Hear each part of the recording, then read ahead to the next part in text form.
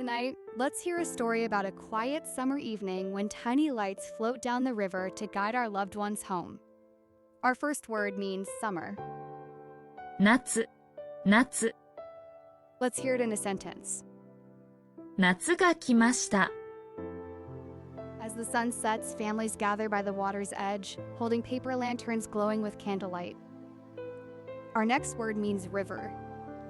川、川、Let's hear it in a sentence.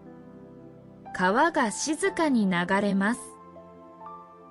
Each lantern carries a gentle wish in a memory of those who have passed on, shining softly in the dark.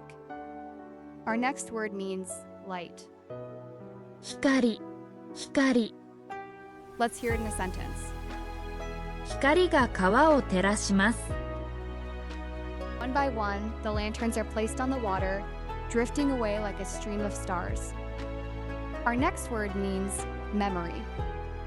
思い出、思い出、Let's hear it in a sentence. 思い出を大切にします。The golden glow fades into the distance, bringing a sense of peace to the summer night.